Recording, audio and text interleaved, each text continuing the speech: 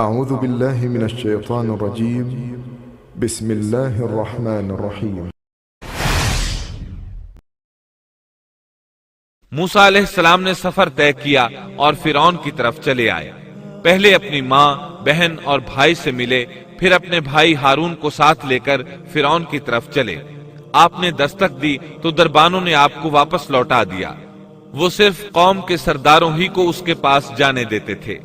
انہوں نے موسیٰ علیہ السلام سے کہا واپس چلے جاؤ۔ تب موسیٰ علیہ السلام نے فرمایا انی رسول، میں تو قاصد ہوں، پیغام لے کر آیا ہوں۔ اب قاصد تو دوسرے بادشاہوں کے ہوتے تھے، انہیں تو اندر جانے دیا جاتا تھا، چنانچہ دربانوں نے آپ کو بھی اندر جانے دیا اور وہ آپ کو پہچان نہ سکے، لیکن فرعون نے انہیں پہچان لیا۔ یہ منظر قرآن کی بہت سی آیات میں بیان ہوا ہے۔ اللہ نے فرمایا ہرگز ایسا نہ ہوگا، تم دونوں ہماری نشانیاں لے کر جاؤ، ہم خود سننے والے تمہارے ساتھ ہیں۔ فرعون نے موسیٰ علیہ السلام کو پہچان لیا، کہنے لگا تو موسیٰ ہے؟ جواب ملا ہاں۔ فرعون نے جو کچھ کہا سورۃ الشعراء آیت 18 تا 22 میں ہے۔ فرعون نے کہا کیا ہم نے تجھے تیرے بچپن کے زمانے میں اپنے ہاں نہیں پالا تھا اور تو نے اپنی عمر کے بہت سے سال ہم میں نہیں گزارے؟ پھر تو اپنا وہ کام کر گیا جو کر گیا اور تو ناشکروں میں سے ہے۔ موسیٰ نے جواب دیا میں نے یہ کام اس وقت کیا تھا جب میں راستہ بھولے ہوئے لوگوں میں سے تھا، پھر تم سے خوف کھا کر میں بھاگ گیا، پھر مجھے میرے رب نے حکم اور علم دیا اور مجھے اپنے پیغمبروں میں سے کر دیا۔ مجھ پر کیا تیرا یہی احسان ہے جسے تو جتا رہا ہے کہ تو نے بنی اسرائیل کو غلام بنا رکھا ہے؟ موسیٰ علیہ السلام نے یہ باتیں فرعون سے پورے رعب اور دبدبے سے کہیں۔ تب فرعون بولا وما رب العالمین، وہ رب کون ہے جس کی طرف تو ہمیں بلانا چاہتا ہے؟ موسیٰ علیہ السلام نے فرمایا وہ آسمانوں اور زمین اور ان کے درمیان کی تمام چیزوں کا رب ہے اگر تم یقین رکھنے والے ہو۔ یہ باتیں موسیٰ علیہ السلام نے فرعون کے دربار میں سر عام تمام لوگوں کو مخاطب کر کے کہی تھیں۔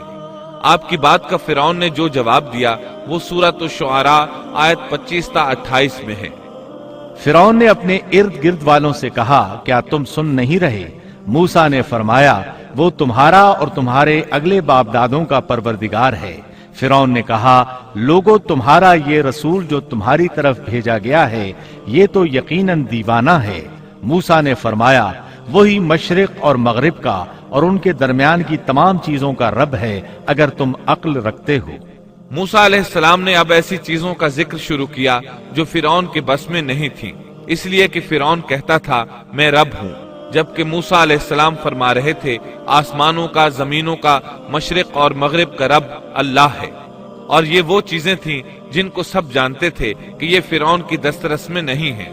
جب معاملہ یہاں تک پہنچ گیا یعنی خطرناک حد تک پہنچ گیا تو فرعون نے ان الفاظ میں دھمکی دی۔ فرعون کہنے لگا سن لے، اگر تو نے میرے سوا کسی اور کو معبود بنایا تو میں تجھے قیدیوں میں ڈال دوں گا۔ جواب میں موسیٰ علیہ السلام نے فرمایا اگرچہ میں تیرے پاس کوئی ظاہر چیز لے آؤں۔ جواب میں فرعون نے کہا اگر تو سچوں میں سے ہے تو اس کو پیش کر۔ اب وقت آ چکا تھا کہ موسیٰ علیہ السلام اس کے سامنے معجزات ظاہر فرماتے۔ سورہ طٰہٰ آیات 47 تا 51 میں یہ ذکر اس طرح ملتا ہے ہم تیرے پروردگار کے بھیجے ہوئے ہیں، تو ہمارے ساتھ بنی اسرائیل کو بھیج دے، ان کی سزائیں ختم کر دے، ہم تو تیری طرف تیرے رب کی طرف سے نشان لے کر آئے ہیں اور سلامتی اسی کے لیے ہے جو ہدایت کا پابند ہو جائے۔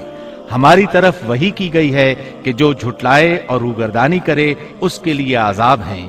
فرعون نے پوچھا اے موسیٰ تم دونوں کا رب کون ہے؟ انہوں نے جواب دیا ہمارا رب وہ ہے جس نے ہر ایک کو اس کی خاص شکل و صورت عنایت فرمائی، پھر راہ سمجھا دی۔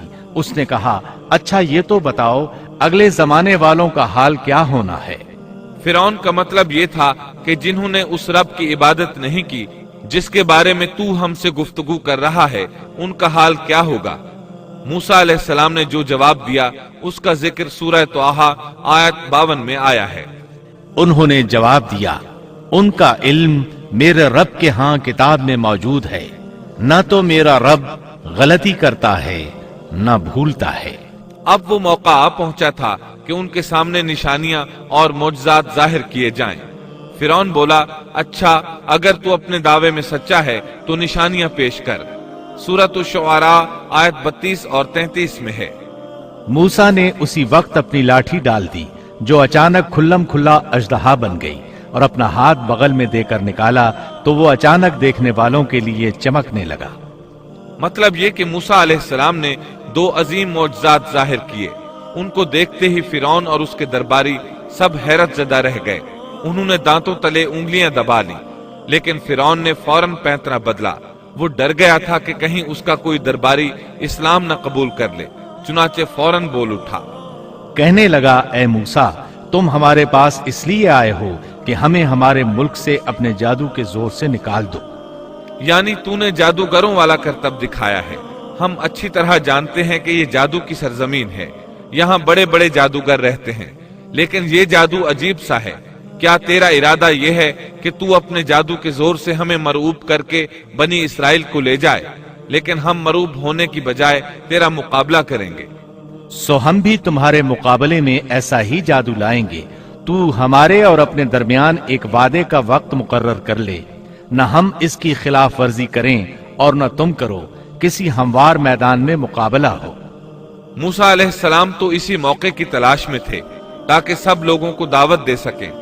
موسیٰ علیہ السلام نے اسی وقت کہا۔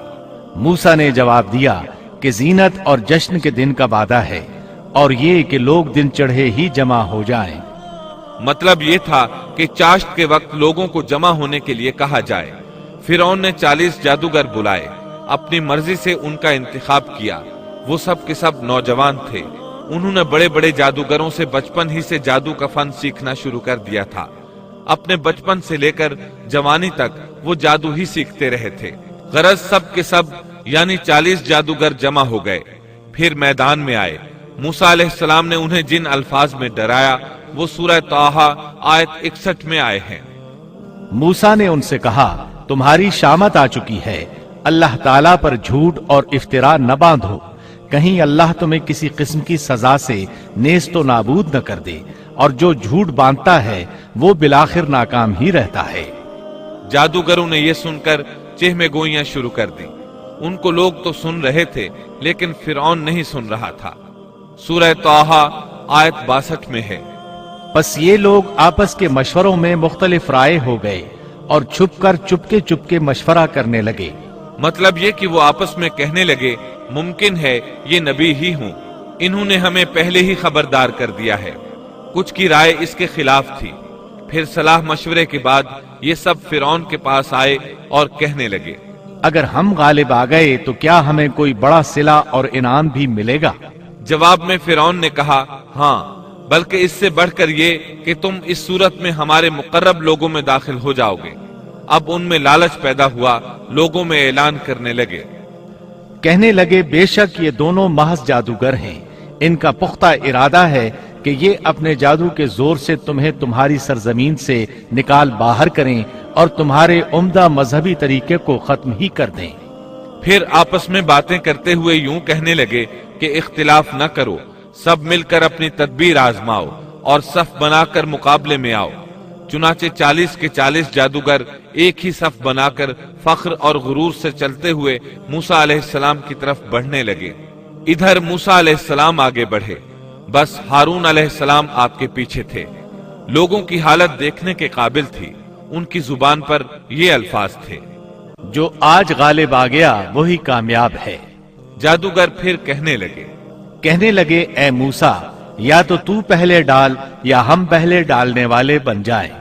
اللہ سبحانہ و تعالی نے موسیٰ علیہ السلام کی طرف وحی کی کہ پہلے انہیں ڈالنے دے۔ جواب دیا کہ نہیں، تم ہی پہلے ڈالو۔ ان جادوگروں کے پاس لاٹھیاں اور رسیاں تھیں، انہوں نے وہ میدان میں ڈال دی۔ دیکھتے ہی دیکھتے وہ لکڑیاں اور رسیاں حرکت کرنے لگی، عجیب و غریب شکل و صورت میں بڑی تیزی سے ادھر ادھر آنے جانے لگی۔ سورہ طٰہٰ آیت 66 میں اللہ تعالیٰ فرماتے ہیں، جب انہوں نے ڈالا تو لوگوں کی آنکھوں پر جادو کر دیا اور ان کو دہشت زدہ کر دیا اور ایک طرح کا بہت بڑا جادو بنا لائے۔ جادو کے کرتب سے لوگوں کی آنکھوں پر جادو کر دیا۔ بس سب کو یوں دکھائی دیتا تھا کہ یہ سب سانپ ہیں۔ سب لوگ खौफजदा से हो गए। मूसा अलैहिस्सलाम ने भी कुछ खौफ सा महसूस किया कि ये कैसा जादू है। उसी वक्त अल्लाह ताला ने मूसा अलैहिस्सलाम को तसल्ली दी और फरमाया, हमने कहा कुछ खौफ न कर, यकीनन तू ही गालिब और बरतर रहेगा। तेरे दाएं हाथ में जो है वो डाल दे। सैयदना हारून अलैहिस्सलाम ने आपको लाठी पकड़ाई, आपने उसको मैदान में डाल दिया। वो अजदहा बन गई और उसने उन तमाम को निगलना शुरू कर दिया। अल्लाह ताला सूरह ताहा आयत 69 में फरमाते हैं, और तेरे दाएं हाथ में जो है उसको डाल दे ताकि ये इनकी तमाम कारीगरी को निगल जाए। उन्होंने जो कुछ बनाया है ये सिर्फ जादूगरी के करतब हैं, और जादूगर कहीं से भी आए कामयाब नहीं होता। जादूगरों ने पूरे मजमे पर जादू कर रखा था। जब मूसा अलैहिस्सलाम का आसा उन सब को निगल गया, तब उन्होंने जान लिया कि उनके जादू के जवाब में ये जादू नहीं हो सकता। ये तो अल्लाह तबारक व तआला की तरफ से मोजज़ा ही लगता है। अल्लाह ताला सूरह ताहा आयत 70 में फरमाते हैं, जादूगर सजदे में गिर गए और कहने लगे, हम तो हारून और मूसा के रब पर ईमान ले आए।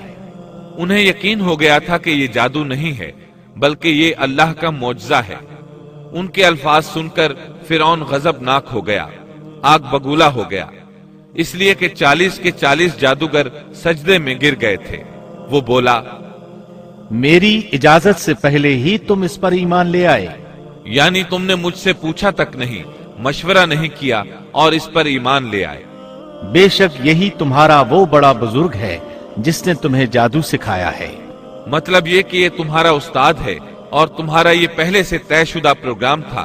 चुनाचे वो कहने लगा, बेशक ये एक साजिश थी जिस पर तुमने इस शहर में अमल किया ताकि तुम सब इस शहर से यहाँ के रहने वालों को बाहर निकाल दो।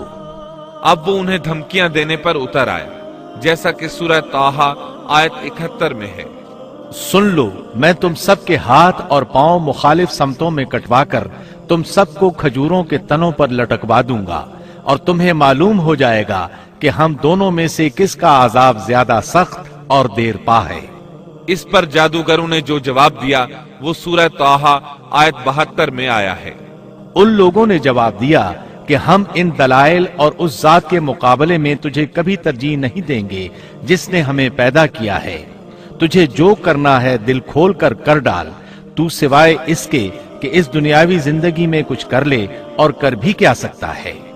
फिरौन ने फौरन इन जादूगरों को मज़कूरा सजा दिलवाई और जादूगर ये कहते हुए चले, अब हम अपने परवरदिगार पर ईमान ला चुके ताकि वो हमारे पिछले गुनाह मुआफ कर दे, और तूने जो जादू के सिलसिले में हम पर जोर डाला उसको भी मुआफ कर दे, और अल्लाह ताला ही बेहतर और सदा बाकी रहने वाला है।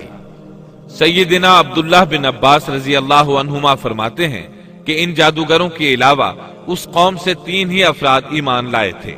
एक आसिया, दूसरा वो दौड़कर आने वाला आदमी, और तीसरा वो आदमी जो आले फिरौन में से था और अपने ईमान को छुपाए हुए था। बाकी सब के सब कुफ्र पर ही डटे रहे।